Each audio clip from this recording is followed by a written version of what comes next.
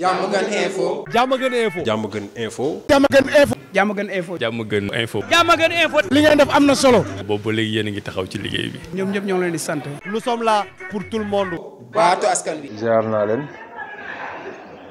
yéen waa mbokki Diamaguène TV Info yëpp donc Mbagnick Ndao président de la zone 10 de Diamaguène Sicap Mbao. waaw donc comme ni nga ko waxee tey dañoo amaloon des séances de synthèse bi nag mooy nekk suñu 3e édition commencé woon nañ ko benn yoon dem wañ ci ñaar bi mooy nekk suñu ñetteelu yoon édition yoo xam ne chaque fois que bac bi jege si dañuy convier les élèves candidats yi nga xam ne ñoo ngi dëkk Diamaguène Sicap Mbao Tivaouane Diacksao ak environ ñu ñëw fi jël ñaar ba ñetti fan yoo xam ne dañu leen di renforcer leen ci matières yi nga xam ne très souvent ñoom dañ ci am ay problème. Donc cette année-ci nag dañoo def des synthèses déjà démb def nañu synthèse en français xale yi apprécier ko trop ñu pare ñu def des synthèses en histoire et en géographie boobu tamit démb boo ñëwee fii vraiment foo sànni mbaatu day tag parce que dafa feesoon del te ñu xëy ak philo nar a jeexale nag ce soir ak maths S ak L donc loolu moo ñu fi dajale tey. donc yoon bi nag vraiment pareeguñu mënuñoo wax dara mais ñun rek ñoo ci nekk boobu ba léegi soo déggee pareeguñu mooy ne autorités yi dese nañu déjà ñoo ngi ci synthèse philo bi bu ñu paree dañuy continuer ak synthèse maths bi donc ça veut dire que ñoom ba léegi nii am nañu possibilité ñëw accompagner ñu monsieur le maire je pense que daaw defoon na déplacement bi ñëw cette année-ci c'est fort possible. mais si àndal ñi ci àndal mooy waa SETSIM muy coordination des élèves et étudiants de Diamaguène Sicap Mbao depuis suñu 2e édition bi ñun ñooy ànd di liggéey main dans la main ñoom ñu ñuy jàppale ci vulgarisation bi promotion bi pour que le maximum d'élèves yëg ko ñun ñu leen di jàppale tamit aussi ci seen programme comme ça bu ñu jàppale élèves yi ba suba ñu nekk étudiant donc dina renforcer xëy na seen association boobu di leen renforcer ci ñu mën a renforcer suñu ay ndongo je pense comprendre ngeen jeu de mots bi bu ñu leen jàppalee ñoom day mel ni ñun suñu ay élèves suñu ay doom suñu ay étudiants la ñuy jàppale moo tax collaboration bi depuis daaw noonu lay demee tout ce qui est logistique tout ce qui est finance ñun ñoo koy def ñun la zone ñoom dañuy jàppale comme ni ma wax ci promotion bés bi fexe ba le maximum d'élèves le maximum de candidats ñu yëg ko bu ñu ñëwee tamit ñu ñëw bokk ko def ñu yëgale xamale ñoom lan mooy seen association boobu subaa dinañ mën a jàppale élèves yi te ñun suñu collaboration yemul ci fii rek parce que bu ñu demee ba bac bi jàll élèves yi nga xam ne yàlla dimbali na leen ba ñu réussir aussi dañuy woote waat fii beneen jour chaque fois noonu lañ koy defee beneen jour boo xam ne dañuy jël élèves yooyu donc inscrire leen ci campus seen comme à l'accoutumée aussi ñun ñooy fournir logistique bi ñooy fournir yooyu comme ça ñoom dañuy ñëw ak seen ay compétences ñu jàppale. waaw jàpp nañ ne yëg nañ ko quoi en fait comme ni may wax rek du xarab du critique du dara ñoom suñu ay partenaires privilégiés lañ donc budul yi am na yeneen ak yeneen ci ay activités yu ñëw ñun ñoo koy bokk di ànd. voilà surtout nag sur le plan sportif vraiment saa bu ñu leen woowee rek dinañ ñëw teew mais bëggoon nañ aussi ñu xam ne aussi pas ñoom rek mais képp kuy bonne volonté képp kuy autorité bu mu mënti doon religieuse ak bu mu mënti doon ñu xam ne aussi élèves yi Diamaguène Sicap Mbao soxla nañu yu mel nii gis nañu ñeneen di ko def ñu rafetlu ko trop parce que tamit foofu rek lañ leen mën a jàppale donc jàppale leen ci seen ay njàng tey jii famille boo dem nga jël ci benn élève jàppale ko bu subaa mu xam ne kat waa zone waa mairie bi waa keneen jàpp nañ tuuti ci seen njàngum doon dañ lay gën a fonk dañ lay gën a jàpp ñun nag suñu partition lañ bëgg a jouer rek ñëpp xam nañu très souvent bu ñu waxee nawetaan dañuy tudd leneen ak leneen mais très rarement la ñuy tudd activités yu mel nii day baax aussi nag ñu koy fësal ñu xam ne rek nawetaan bi fii surtout à Diamaguène Sicap Mbao nawetaan façon nawetaan bu bees bi yemtu rek ci dem football yi dem yuuxoo dem xëy na xuloo xeex ñëw donc su ma nee nous en sommes à notre 3e édition ça veut dire que kon lii dëgg la ci ñun parce que du lu ñu commencé nii rek bàyyi ko te jàpp nañ ko ne dañ ko war a pérenniser chaque at bu jot buñ ci yeggee rek ñu woo ndaw ñi woo candidats yi jàppale leen renforcer leen lu ñu mën daal. waaw may gërëm sama waa zone déjà parce que si j'ai la possibilité ñu organiser yu mel nii c'est parce que ñoom ñoo ma ko may mais aussi parce que ñoom ñoo ma doole. bu ñu defoon comme ñeneen dañ naan boo leen wooyee ci lii dañ laa ne non lii du nawetaan nañuy xaar ba teel a jot ñu ñëw mais ñoom ñëpp ku ci nekk donc def nañ ko léegi institution chaque veille de comment ça va encore d'examen bu ñu wootee ñëppay ñëw jàpp gis nga ñoom ñoo jàpp jigéen bi di gërëm aussi sama collaborateurs yi waa SETSIM encore une fois di woo ñëpp ci lu mel nii di woo képp kuy bonne volonté koo xam ne rek njàngum xale yi ñor na la képp koo xam ne deveniru xale yi donc am na fu mu toll ci yow ñoo ngi la ci woo parce que fii la ñu commencé démb saal bi dafa fees ba am ñu ñëw ñibbi ñun bu ñu sañoon nag bu subaa dañ koy def feneen ay fu gën a yaatu xam ne le maximum d'élèves day ñëw ba nga xam ne du yemati rek ci une centaine d'élèves bi ñuy invité fii di leen former mais day yegg ci képp koo xam ne rek candidat nga ci foo mën toll ñu jël le plus de temps parce que c'est possible ñun fii 4 matières lañ jël mais xam nañu ne élèves yi ils ont des difficultés dans les autres matières yi nga xam ne peut-être jëluñu ko mais bu ñu sañoon comme ni ma waxee bu ñu amee assez de partenaires assez d'intervenants bëgg nañ ko def bu subaa ñu def ko peut-être pourquoi pas terrain Sicap Mbao wala je ne sais pas terrain basketball wala feneen bëgg nañu vraiment ñu au lieu de 100 ñu atteindre 1 millier d'élèves quelque chose comme ça c'est vraiment possible loolu daal appel bu may lancer la ku ma ci dégg rek jàpp ne war nga ci mën a ñëw indi taper à l'édifice incha allah ñoo la ciy xaar. Allez, merci beaucoup. Abdoulaye Ndiaye, le président des élèves étudiants de Diamaguène Sicap Mbao. Aujourd'hui, nous sommes là pour la synthèse philosophique. Et n'oublions pas que là, c'est notre deuxième journée. Parce que hier, on était là avec la synthèse de français et aussi celui de l'ASG. Voilà, et là, on est sur notre dernière ligne droite avec la philosophie et le soir, ce sera tout simplement vers 15h, ce sera tout simplement les mathématiques. Et là aussi, nous remercions tout simplement voilà, la zone 10 qui est en collaboration avec la SETSIM voilà, et qui nous aide en matière financière voilà, pour que l'on puisse maintenant organiser ces journées-là qui sont traditionnelles pour la structure. Et n'oublions pas que là, on a remarqué, surtout hier, on a remarqué une taux de participation qui est tellement élevé parce qu'on a pu compter 96 élèves qui ont été là hier. Et ça montre, par rapport aussi avec l'année passée, dont on avait une participation qui tournait autour de 43. Autour de 43. Ça montre tout simplement l'importance de ces journées et l'importance donnée aussi aux élèves, voilà, à ces journées de synthèse. Nous remercions les élèves qui ont été là, pour assister maintenant à tous ces journées et qui ont été là aussi pour tout simplement nous accompagner. Nous remercions aussi les directeurs des écoles qui ont fait passer maintenant les informations au cours maintenant pour leurs élèves pour qu'ils puissent tout simplement venir assister maintenant à ces journées. Là aussi, nous lançons tout simplement un appel voilà, aux autorités de la commune, surtout tout simplement la mairie. Voilà. Donc si on dit tout simplement la mairie, c'est-à-dire on fait allusion tout simplement au maire de la commune, qui est tout simplement notre premier partenaire. Donc nous tout simplement lançons tout simplement un appel pour qu'ils puissent tout simplement nous venir en aide, surtout avec les étudiants, parce que quoi que l'on puisse dire, les étudiants de Diamaguène Sicap Mbao sont rares. C'est pas aussi des choses donc que l'on voulait tout simplement aborder, mais il faut savoir que ça nous manque beaucoup de choses dans le domaine social et dans le domaine pédagogique. Comme vous le voyez, toujours on est là avec la zone 10. Donc là, on est là surtout avec, nous sommes là pour la synthèse. Mais d'ici peu, on va tout simplement collaborer encore pour organiser tout simplement les journées de l'inscription campusenne. Et tout ça, on pouvait faire ça aussi avec la mairie. Mais à chaque fois, c'est eux tout simplement qu'on voit.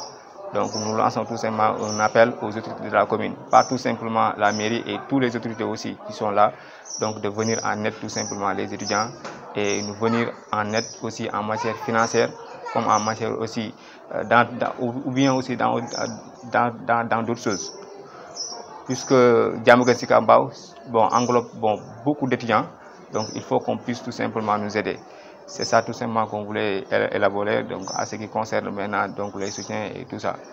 Et foofu daal xam naa foofu la ñuy kiiwee tamit ñu ngi gërëmaat ñëpp di santaat waa Diamaguène Sicap Mbao di santaat élèves yi en même temps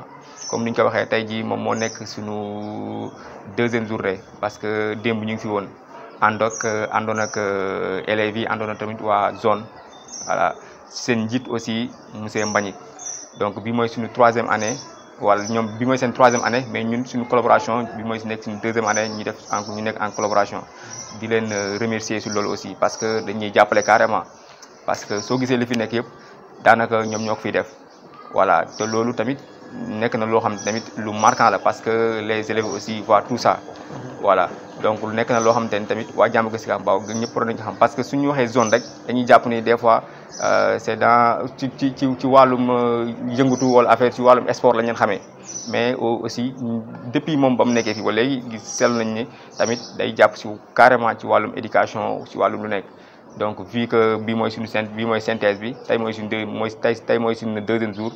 donc su jeexee tamit dañuy convoqué waat élèves yi àndaata na ñoom tamit pour defaat inscription campusine te loolu yëpp ñoom ñoo ngi ciy jàppale cadre financièrement di lancer waat tout simplement un appel aux autorités de la commune ñi nga xam te ne ñoom ñoo fi nekk ay autorités ñëw aussi ñu jéem ñoo jàppale parce que soxla nañ ko quoi que l'on puisse dire parce que ñoom ñëpp jaar nañ ci SETSIM soo xoolee donc xam nañ bu baax étudiants yi lu ñuy dund université lu ñuy dund dans les autres universités donc ñoom ñu ngi leen di woo ñoom ñëpp ñëw jàppale ñu dans les cadres de logement don de tickets et toutes les activités yoo xam te dañ koy def jërul sax ñu leen ci woo parce que ñoom xam nañ bu baax lu leen ci war di remercier bu baax élèves yi nga xam te ne ñoom ñëpp ñëwoon nañ parce que on a remarqué que élèves yi ñëw ren sax daaw ñëw ñoon parce que première journée bi rek presque 93 élèves ñëw nañ ci participer donc loolu day wane ni carrément importance bi nga xam te ne élèves yi jox nañ ko ak importance bi nga xam te ne synthèse bi am na ko fii ci Diamaguène Sicap Mbao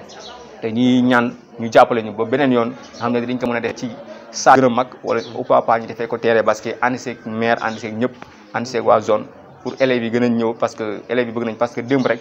fii yëpp élèves yi am na ñoo xam ne dañoo ñibbi te amuñ suñu toog te loolu aussi ñu ngi ñaan beneen yoon ñu jàppale ñu si di gërëmaat Diamaguène Sicap Mbao di gërëmaat les élèves di gërëmaat aussi directeur école yi nga xam te ne jàppale nañu pour aussi information bi mën a jàll ak yooyu noonu voilà je me arrête là.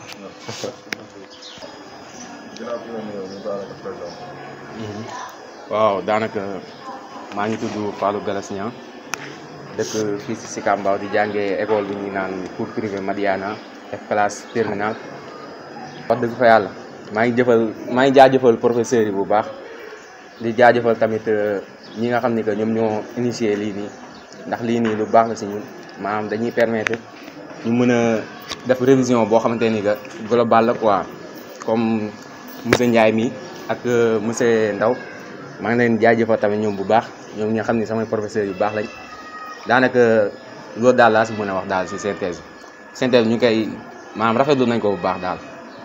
professeurs yi ñu koy tegee jaar na yoon. waaw jaar na yoon ndax soo seetee depuis buñ commencé ba léegi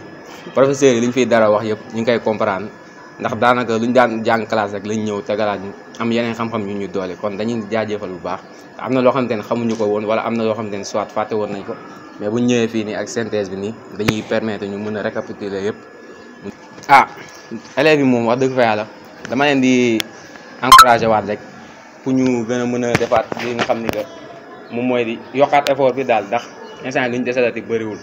tuutee ñu desal ndax soo xoolee lu ñu desal sax matul ay 8 jours ak yooyu instant yi nii nag dañoo war a gën a yokku rythme bi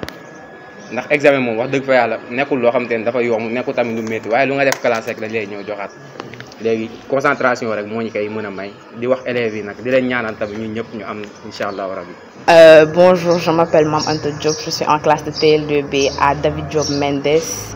Alors les journées se passent bien, on vient pour réviser et reprendre les cours qu'on a déjà fait en classe. pour se rappeler de ce qu'on avait oublié et pour aussi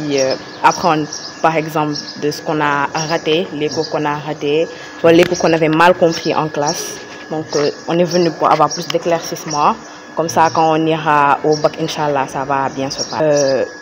Ils sont très accueillants, ils nous ont bien accueillis, ils expliquent bien, ça se passe bien, ils prennent soin d'écouter tous nos désirs, nos besoins. Donc 100%, machallah. Alors, les synthèses, c'est très important pour les élèves parce que ça nous aide, ça nous met en confiance. C'est mieux pour que les autorités et que les personnalités publiques viennent nous aider à ce que ça se développe plus et qu'on ait de meilleures conditions de travail, même si les conditions sont déjà très excellentes. Donc, s'ils peuvent nous aider à avoir d'autres profs, plus d'heures ou plus de matériel, je ne sais pas, des supports en plus, ce serait toujours aussi bien. Alors, ceux qui ne sont pas venus, franchement, vous ratez parce que c'était une très belle occasion de reprendre tout ce qu'on a déjà fait. Et apprendre en groupe, c'est toujours mieux que d'apprendre seul parce que ça nous permet d'échanger avec nos camarades, d'échanger avec les professeurs. Donc, vous avez vraiment raté quelque chose d'extraordinaire. Et pour ceux qui sont là aussi, c'est bien d'être venus, de participer, de faire confiance aux profs à nouveau pour une meilleure compréhension du programme, quoi. Et bonne chance à tous les élèves qui font le bac cette année. Merci. Présentez-vous.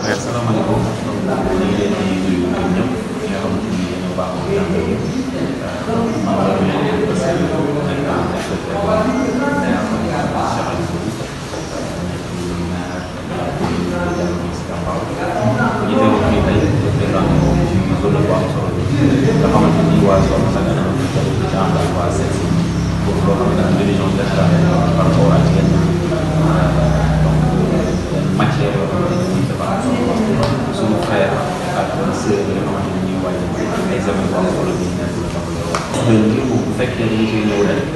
gis mu am benn niveau bu njëkk ëllëg sa nga ñëwaat gis mu xaw a dépassé ko troisième année bi nga ñëw gis mu àgg niveau boo xamante ni ñoom sax dañoo amoon problème pour accueillir li nga xamante ni mooy participants yi par rapport ak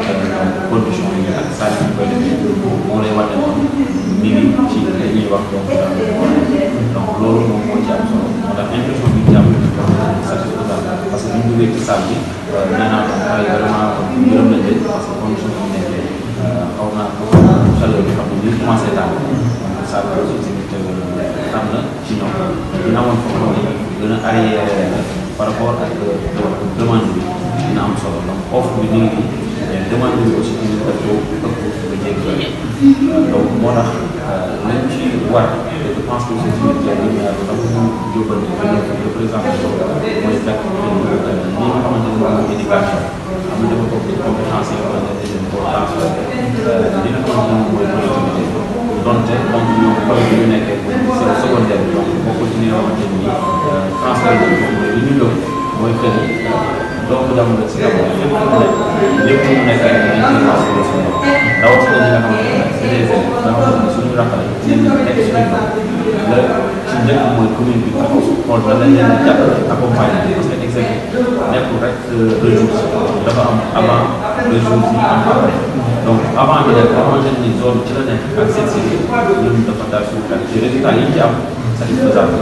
boo gisee donc cette année ñëpp daw si ñëw mooy dafa am ay résultats bu doon ñi ngeen ko nekkoon première année dafa doon ko ak deuxième année dañ ci génne daanaka bu dee 100 gis ko ci am masala donc ren daanaka da ngeen gis di xaw a parce que bu boobaa dañ ci Sénégal professeur yi ñu fekk indil kat ñu ngi tàggat nekk ñoo xamante ne bii ñu qualifié leen nekk ñoo xamante ne bii wala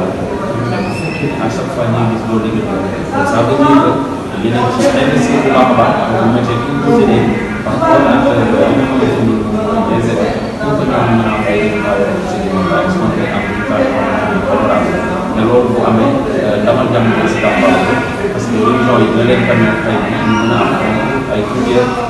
Diamaguène Info. Diamaguène Info. Diamaguène Info. Diamaguène Info. Diamaguène Info. Diamaguène Info. Diamaguène Info. li ngeen def am na solo. boobu ba léegi yéen a ngi taxaw ci liggéey bi. ñoom ñëpp ñoo ngi leen di sant. Nous sommes là pour tout le monde. waatu askan wi.